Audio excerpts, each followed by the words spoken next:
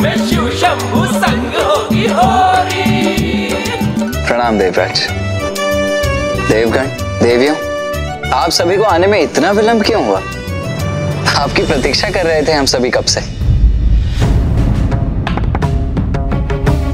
प्रथम पूज्य गणेश जी, कुमार कार्तिकेय, ऐसा ही समझ लीजिए कि हमारे मार्ग में कोई कठिनाई आ गई थी, किंतु हम यहाँ पहुंच ही गए और हम सब कुशल हैं। अब तो वसंतोत्सव है और उसका आनंद है और हम सभी होली खेलने के लिए उत्साहित हैं। इसलिए ये सब छोड़िए, होली है, रंगोत्सव का आनंद लेते हैं। देवगण, देवगण रुक जाइए, मैं भी आ गया।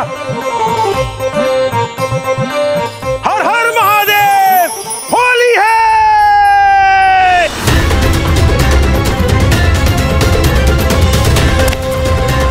आज महादेव और माता पार्वती से भेंट करने की बहुत इच्छा हो रही है।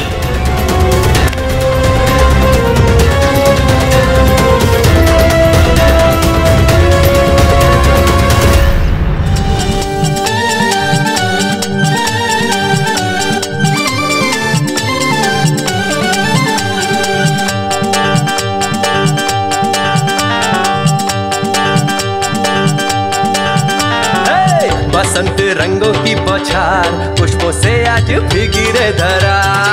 बसंत रंगों की बौछार पुष्पों से आज भीगी रे धरा। गाए मधुर मल्हार कैलाश में आज हो रही रे। गाए मधुर मल्हार कैलाश में आज हो रही रे। शिव गौरी संग हो रही रे, कैलाश में आज धूम मची रे। शिव गौरी संग हो रही रे,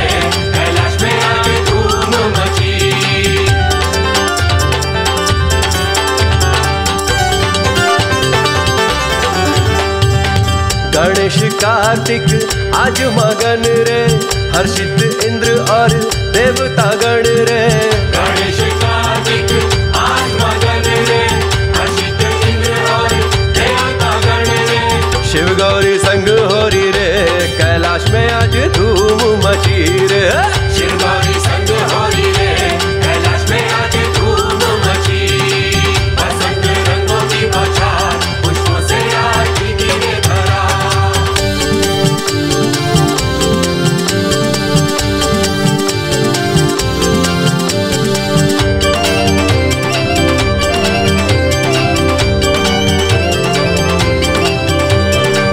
बसंती फाल्गुन मंगल क्षण रे, शिव संग गौरी आनंदी भोर रे। बसंती फाल्गुन मंगल क्षण रे, शिव संग गौरी आनंदी भोर रे। शिव गौरी संग हो रही रे, कैलाश में आज धूम मची रे। शिव गौरी संग हो रही रे, कैलाश में आज धूम मची। बसंत रंगों की बौछार पुष्पों से आज भीगी रे धरा। शिव गौरी संग हो रही रे, कैलाश में आज धूम मची। शिव गौरी संग हो रही रे, कैलाश में आज धूम मची। शिव गौरी संग हो रही रे, कैलाश में आज धूम मची। शिव गौरी संग हो रही रे, कैलाश में आज धूम मची। वसंत उत्सव का प्रभाव तो तुम पर भी दिख रहा है उमा। तुम्हें आनंदित देख मैं भी आनंदित हूँ। आइए ना मामा जी, चलिए हमारे साथ, आइए। अरे अरे अरे, परंतु कहाँ ले जा रहे हो तुम लोग मुझे? अरे अरे चलिए ना मामा जी, अभी आपने हमारे साथ रंगों की क्रीड़ा ही कहाँ की है, चलिए ना। होली की क्रीड़ा? अवश्य इन दोनों ने कोई और योजना बनाई है। हाँ मामा जी, चलिए ना। नारायण, आपके भांजे इतना आग्रह कर रहे हैं तो उनका अनुरोध स्वीकार कर लीजिए ना। बालकों के साथ होली की क्रीड़ा का आनंद ही कुछ और होता है। अच्छा कुबेर देव जी, तो आप ही इन दोनों के साथ होली के रंग से क्रीड़ा क्यों नहीं कर लेते? आप ही क्यों नहीं चले जाते? नारायण, मैं भयभीत नहीं हूँ। होली का अवसर है, थोड़ा रंग ही तो डालेंगे। उनका मन रखने के लिए मेरे जाने की आवश्यकता है तो मैं ही चला जाता हूँ। हाँ हाँ कुबेर देव जी, आप आइए, बहुत आनंद आएगा। कुबेर देव, सावधान रहिए। स्मरण है ना आपको, पूर्व में भी गणेश जी ने बहुत आनंद लिया था आपके साथ।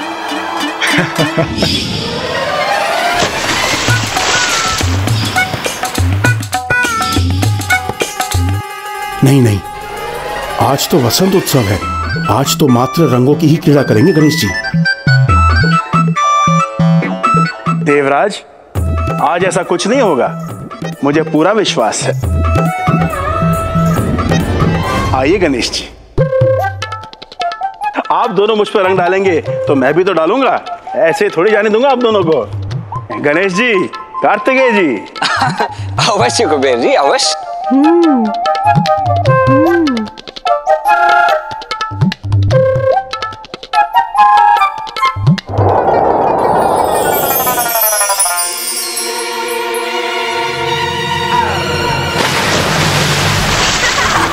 बुरा न मानो, होली है।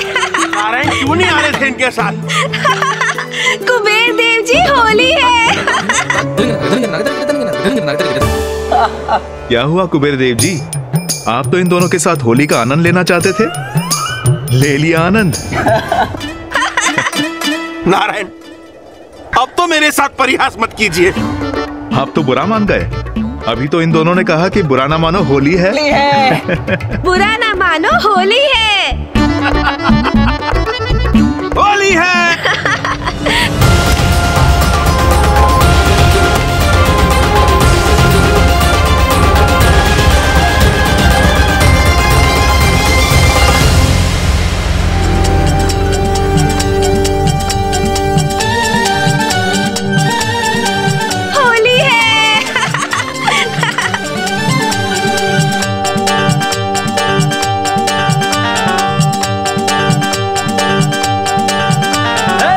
बसंत रंगों की बौछार, पुष्पों से आज भीगी रे धरा।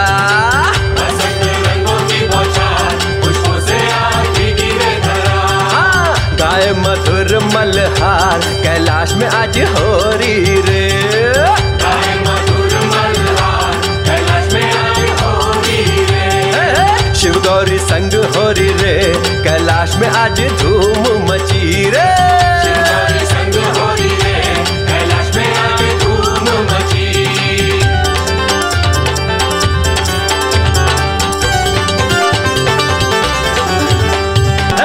बसंत रंगों की बौछार, पुष्पों से आज भीगी रे धरा। बसंत रंगों की बौछार, पुष्पों से। वसंत उत्सव का प्रभाव तो तुम पर भी दिखाई दे रहा है उमा। मधुर मल्हार, कैलाश में आज हो। तुम्हें आनंदित देखकर मैं भी अत्यंत हर्षित हूँ। कैलाश में आज हो रही रे, शिव गौरी संग हो रही रे।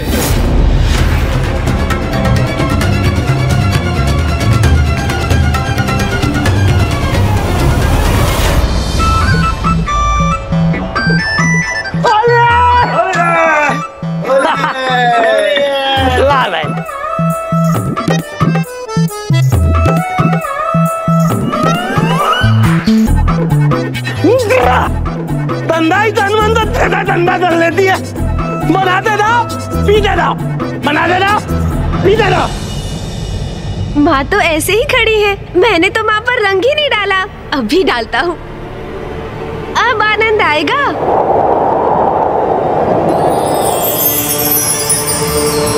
ये क्या?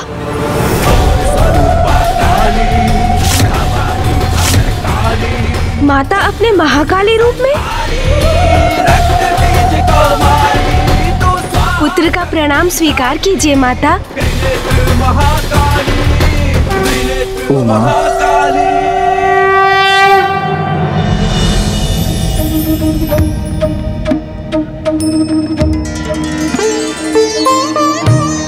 क्या हुआ स्वामी? उमा, वसंत उत्सव की क्रीड़ा मात्र देवियों के साथ करोगी, मेरे साथ नहीं।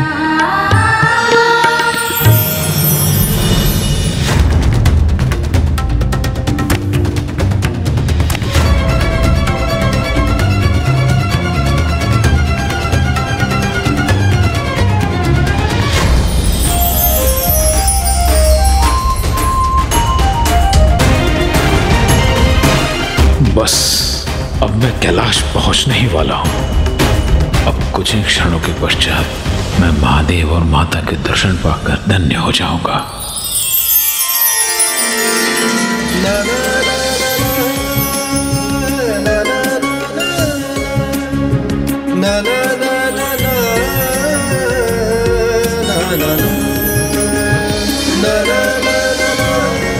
अवश्य करूंगी नाथ। होली की क्रीड़ा तो मैं आपके साथ भी अवश्य करूंगी।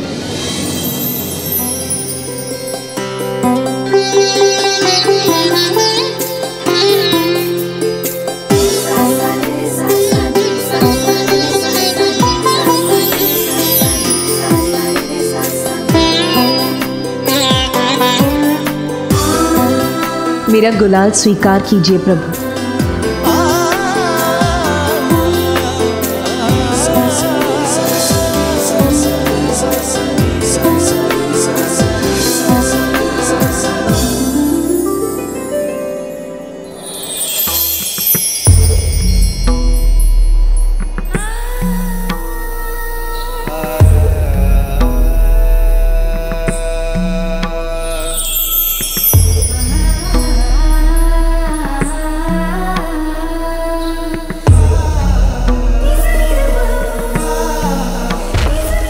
लीजिए, अब तो मैंने आपके साथ होली की क्रीड़ा कर ली ना प्रभु।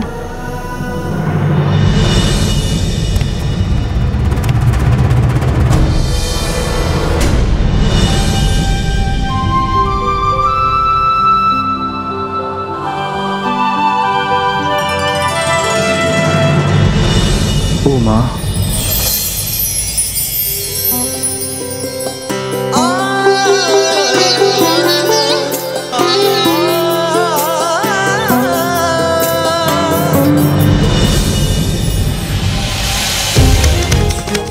कैलाश तो आज होली के रंगों से रंगा है।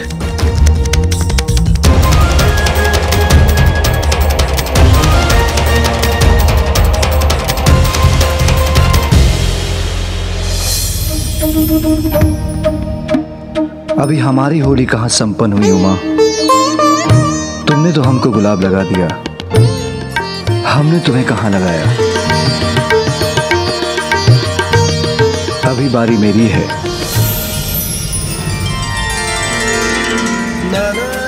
स्वामी के ऊपर भी वसंत उत्सव का रंग चढ़ ही गया आज।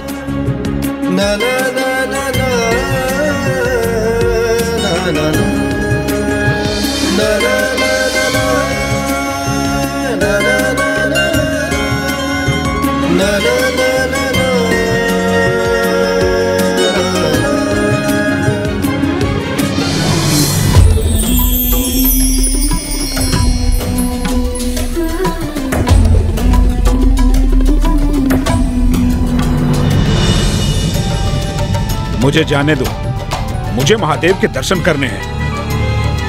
कौन है? ओह, क्षमा करें रिसीवर, महादेव वहां है माता के साथ।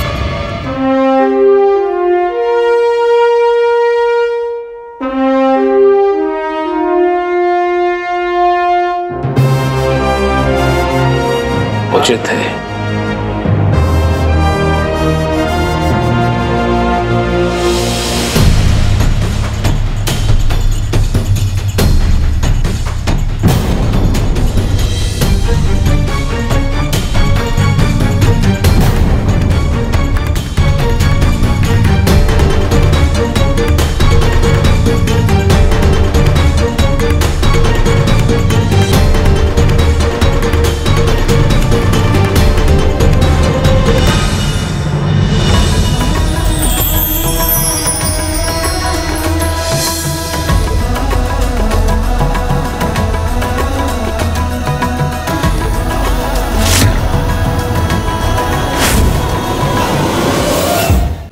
प्रणाम महादेव, प्रणाम माता पार्वती।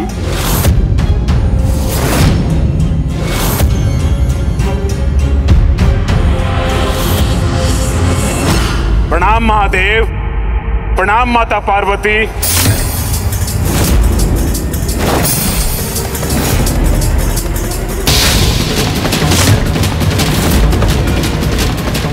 महादेव, माता पार्वती।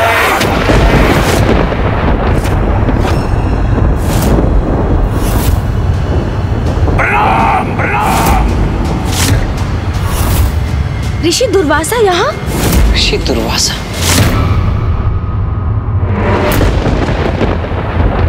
पुनः अपमान किया आपने मेरा, अपमान किया आपने मेरा। बस महादेव, बस महादेव, बस। अब और सहन नहीं करूंगा, सहन नहीं करूंगा। प्रत्येक बार कैलाश पर मेरा तिरस्कार ही होता है। अनेक बार प्रणाम करने के बाद भी आपने एक बार भी मेरी ओर नहीं देखा।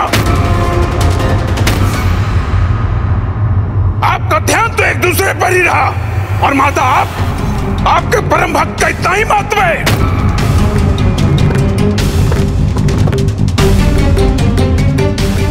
भगवान तो भक्तों से होते हैं, फिर कैसे भगवान हैं आप जो अपने भक्तों का सम्मान नहीं करते? आप एक दूसरे में इतने रमे हैं कि आपको अपने आप की, अपने भक्तों की और अपने कर्तव्य की कोई चिंता ही नहीं। यदि ऐसा है तो ऐसा सदा के लिए हो जाए, तो ऐसा सदा के लिए हो जाए, सदा के लिए हो जाए।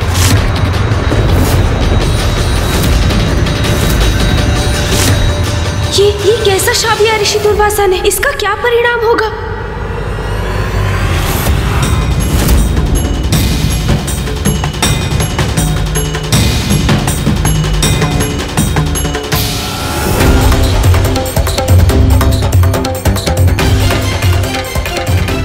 क्रोध का ऐसा अंतरिक्ष आपके जैसे तपस्वी को शोभा नहीं देता।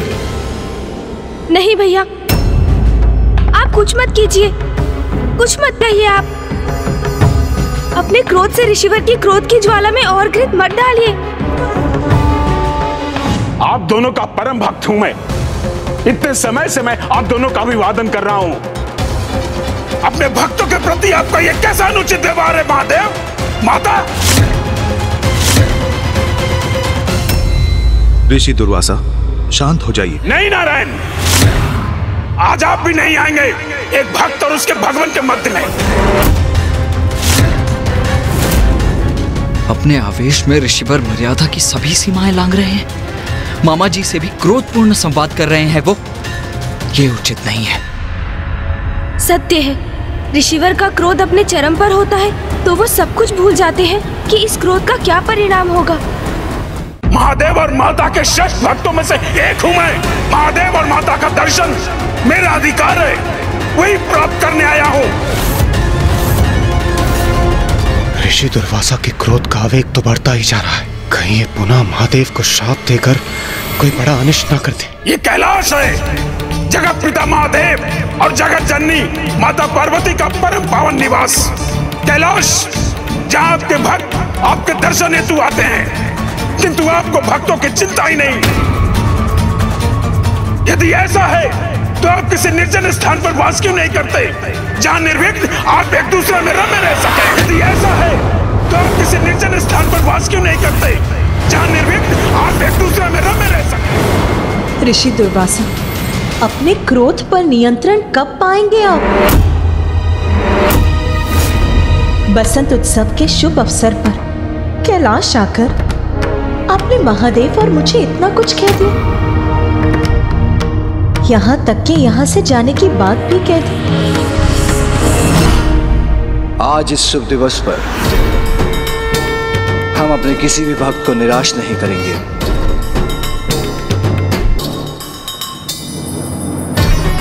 ऋषिवर, यदि आपकी यही इच्छा है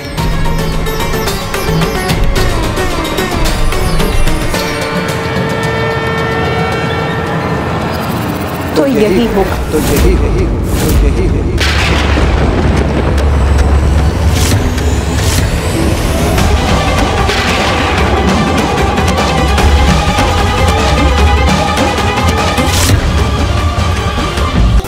ऋषिवर, यदि आपकी यही इच्छा है तो यही होगा। तो यही होगा। तो यही होगा।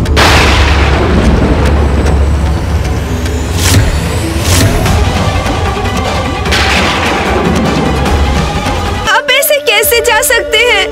माँ, पिताश्री, गणेश जी, कुमार कार्तिकेय, मैं भीतर जाकर देखता हूँ। हाँ, हाँ नंदी जी, जाइए जाइए।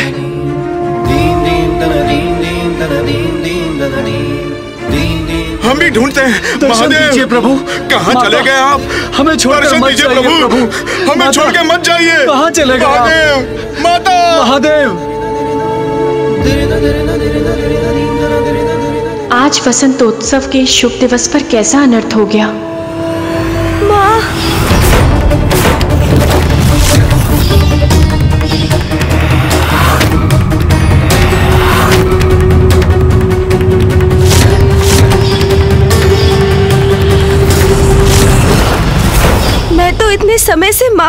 वाले परिवर्तन को लेकर चिंतित था। मुझे आभास हो रहा था जैसे माँ कैलाश से कहीं दूर जाने वाली है। तब पिताश्री ने मुझे समझाकर मेरी चिंता को शांत किया था, किंतु ये क्या हो गया?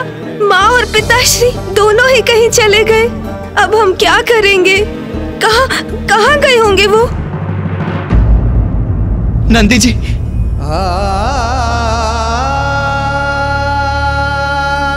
क्या हुआ नंदी? महादेव, माता भवन के भीतर नहीं है।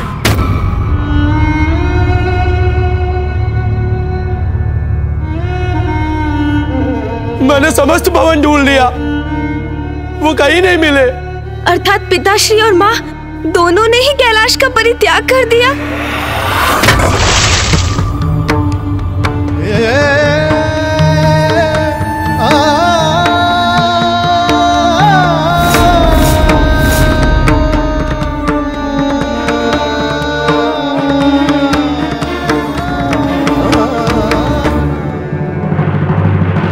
महादेव, माता, ये कैसी भूल हो गई मुझसे?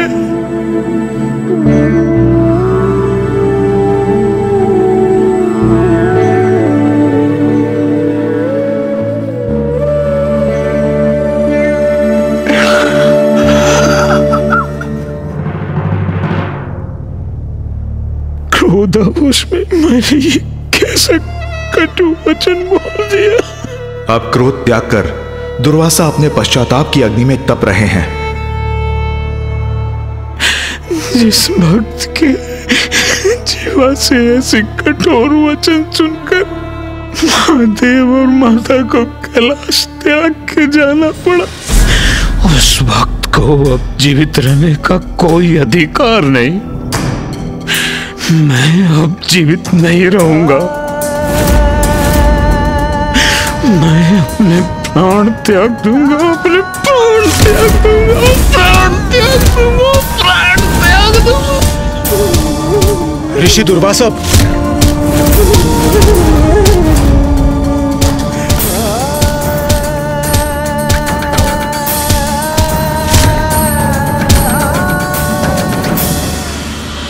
रुकिए ऋषिवर।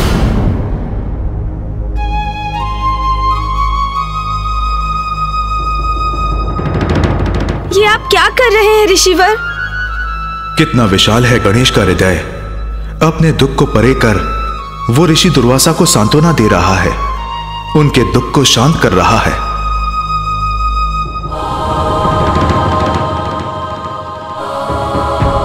गणेश जी, कुमार कार्तिकेय जी, आप लोग कैलाश पर वसंतोत्सव मना रहे थे, किंतु मैंने इस अनंतोत्सव को दुख के अवसर में परिवर्तित कर दिया। ये क्या कर दिया आपने ऋषिवर? आप जहां जाते हैं वहां कोई ना कोई अनर्थ अवश्य घटता है। क्रोधावश आप किसी को श्राप दे देते हैं अथवा आपके कठोर वचनों से कोई बड़ी घटना घट जाती है। ऋषिवर, यदि मुझे तनिक भी आभास होता कि आप कैलाश की ओर निकल पड़ेंगे तो मैं आपसे कभी नहीं कहता कि हम कैलाश जा रहे हैं। मुझे जीवित रहने का कोई अधिकार नहीं। मैं अपने प्राण त्याग दूंगा गणेश जी, अपने प्राण त्याग दूंगा। जो होना था वो हो चुका ऋषिवर। अब विलाप करने का कोई लाभ नहीं। अब तो इस स्थिति को सुधारने का एकमात्र उपाय है ये ज्ञात करना कि पिताश्री और माँ कहाँ चले गए। गणेश जी उचित कह रहे हैं। यही उपाय है मेरी भूल के सुधार का, मेरे पश्चाताप का। सभी ये मानते हैं कि ऋषि दुर्वासा की उपस्थिति से अवश्य कुछ घटित होता है, परंतु यह भी सत्य है कि उनके श्राप और कठोर वचनों में भी जगत कल्याण का कोई कारण छुपा होता है। मामा जी, किंतु यह सत्य कैसे हो सकता है? इनके श्राप और कठोर वचनों से भला किसी का भला कैसे हो सकता है?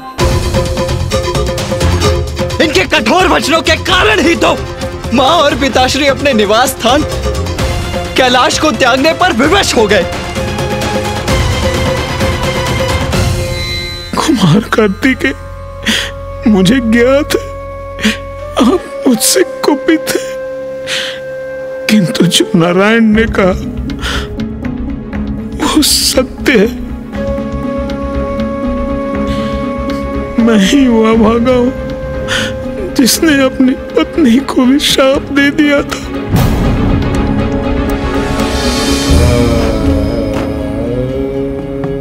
किंतु उसके परिणाम स्वरूप संसार का कल्याण ही हुआ था। आपने अपनी ही पत्नी को शाप दिया था और उससे संसार का कल्याण हुआ था? कैसे ऋषिवर? अनुज गणेश, ये समय कथा सुनने का नहीं है। समय व्यर्थ करने के स्थान पर हमें माँ और पिताश्री को ढूंढना चाहिए, उन्हें कैलाश लौटाने का उपाय करना चाहिए। भैया, कदाचित इस कथा में ही हमारी समस्या के समाधान का कोई ना कोई उपाय छिपा होगा। हमें ज्ञात होगा कि ऋषिवर का क्रोध कल्याण कैसे करता है। संभव है इस कथा से हम समझ पाए कि आज जो भी हुआ उसका कारण क्या था और माँ और पिताश्री कहाँ चले गए हैं। उचित है, कहिए ऋषिवर। मेरी पत्नी कदली महर्षि और की पुत्री थी, जो धर्मपरायण और पतिव्रता स्त्री थी। ये तब की घटना है जब मैं वन के मध्य में एक दिवस अपने तप स्थल पर जगत की समृद्धि और शांति के लिए यज्ञ कर रहा था।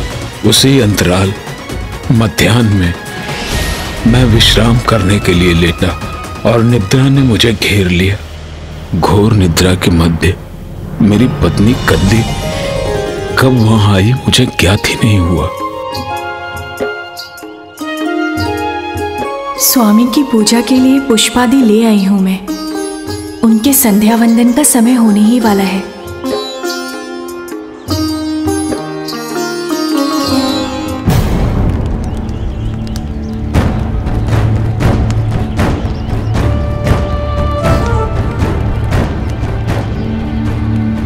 किंतु स्वामी कहाँ हैं? उनका आसन रिक्त क्यों है? ये क्या, मेरे जाने के पूर्व स्वामी विश्राम करने गए थे? संध्या वंदन का समय हो गया है, किंतु उनकी निद्रा भंग नहीं हुई।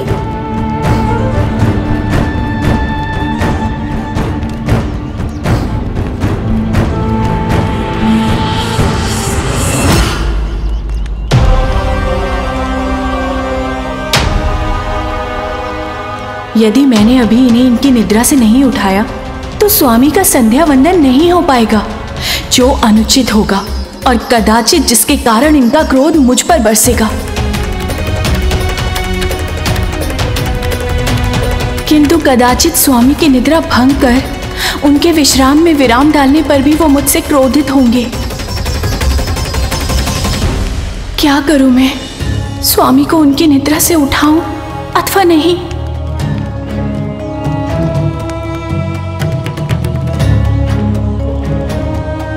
संध्या वंदन पूजा और उसके उपरांत यज्ञ तो अत्यंत महत्वपूर्ण है। ये पूजा मेरे स्वामी ऋषि दुर्वासा के धर्म पालन के साथ साथ लोक कल्याण हेतु उनके यज्ञ के लिए भी आवश्यक है। मुझे स्वामी को निद्रा से जगाना ही होगा, फिर वो मुझ पर क्रोध ही क्यों ना करे। उनकी पत्नी होने के नाते मैं उन्हें अपना धर्म भंग करने नहीं दे सकती।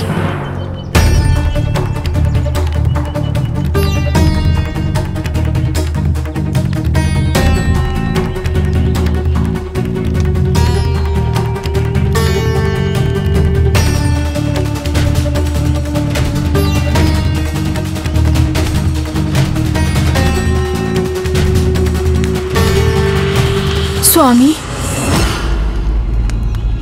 स्वामी उठिए, उठिए स्वामी।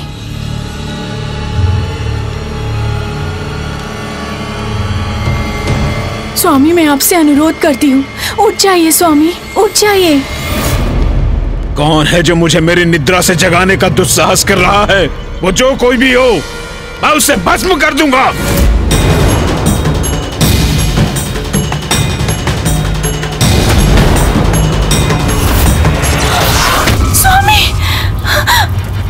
कदली,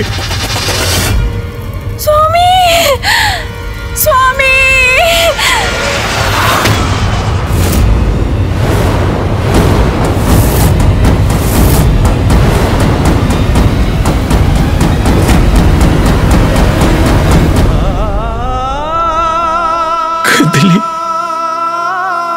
ये कैसा घोर अनर्थ हो गया कदली।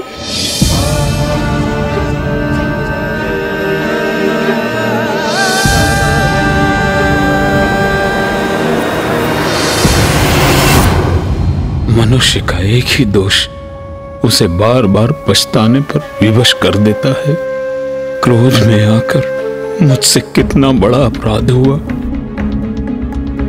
मेरे प्रति निष्ठावान, मेरे प्रति समर्पित मेरी पत्नी को मेरे क्रोध ने भस्म कर डाला।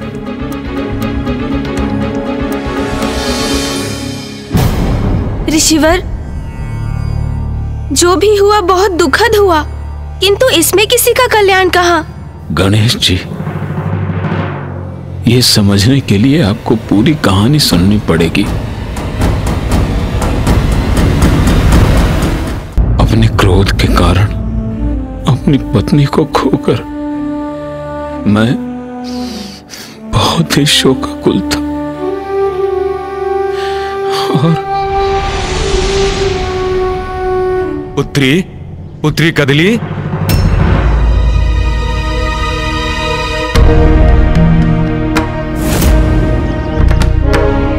कदली, पुत्री कदली। ऋषि अर्व यहाँ बिना किसी पूर्व सूचना के। पुत्री कदली कहाँ हो?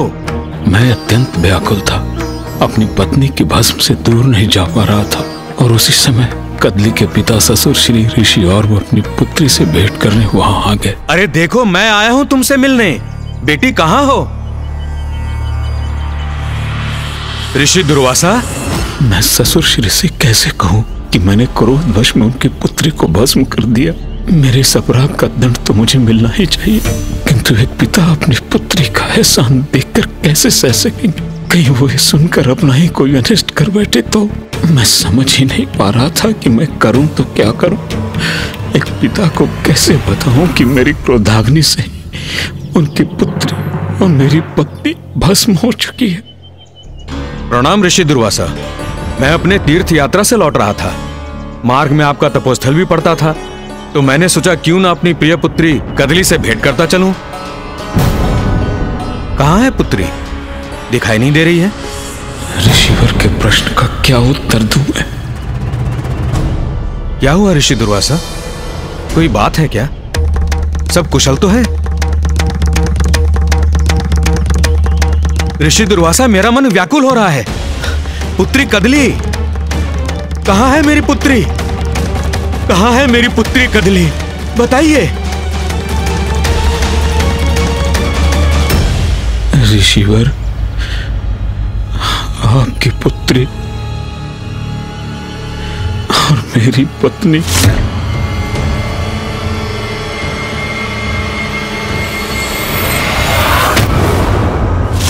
यहाँ। कदली यहाँ है? यहाँ क्या कह रहे हैं ऋषि दुर्वासा?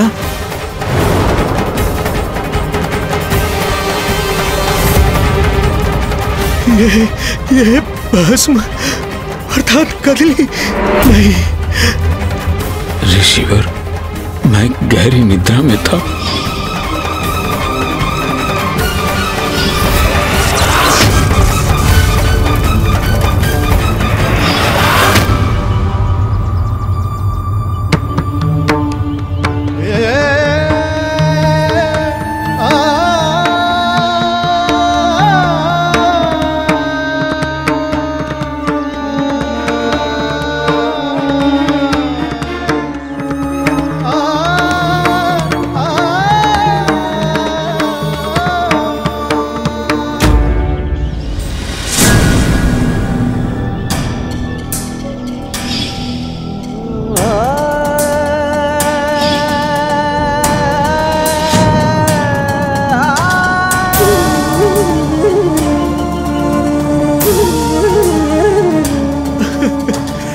कदली,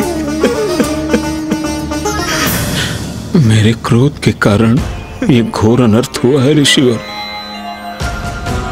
अपराधी मैं हूं, ये मेरा अपराध है ऋषिवर। दंडित कीजिए मुझे, शाप दीजिए मुझे ऋषिवर, शाप दीजिए।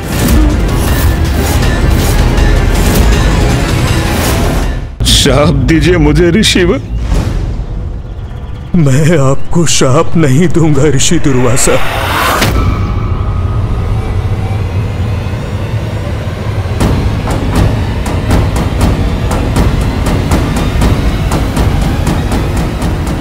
आइए, आप में और मुझ में यही भेद है। आप मेरे अपराधी हैं, पर फिर भी मैं आप पर क्रोध नहीं करूंगा, जबकि आप तो बिना अपराध के भी किसी को भी शापित कर देते हैं।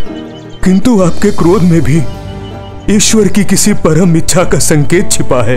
आपके क्रोध के माध्यम से वो अवश्य ही संसार का कल्याण कराना चाहते हैं। मेरे क्रोध, मेरे शाप में जगत कल्याण छिपा है। क्रोध आपका दोष अवश्य है ऋषि दुर्वासा, फिर भी आप एक महान ऋषि हैं। निष्ठा, भक्ति, तपस्या, अनुष्ठान में आपसे बढ़कर कोई नहीं है। जगत जननी के महानतम भक्तों में आपकी गिनती होती है। इसीलिए आप अपने तप की शक्ति से इस शाप को भी मेरी पुत्री और अपनी पत्नी के लिए वरदान में भी परिवर्तित कर सकते हैं।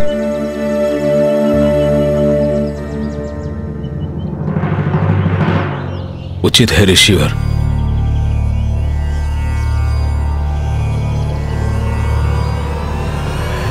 देवी कदली को अपने अनेकों जन्मों के पुण्य के कारण महाफल प्रदान करने वाली वृक्ष बनने का सौभाग्य प्राप्त होगा।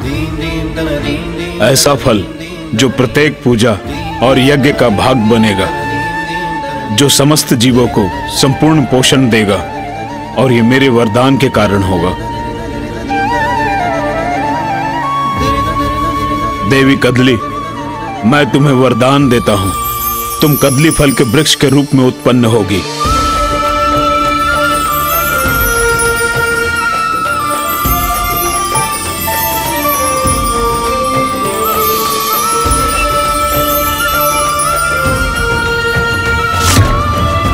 आज से ये फल कदली फल के नाम से विख्यात होगा, और कोई भी पूजा इसके बिना अधूरी मानी जाएगी। इतना ही नहीं, कदली फल समस्त मनुष्यों के लिए संपूर्ण भोजन बनेगा, जो सरलता से उपलब्ध होगा और सभी के भूख को दूर कर त्वरित ऊर्जा प्रदान करेगा।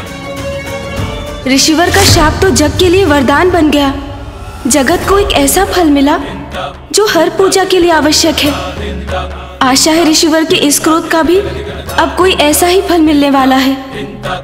किंतु इस समय महत्वपूर्ण ये है कि पिताश्री और माँ है कहाँ चले गए दोनों।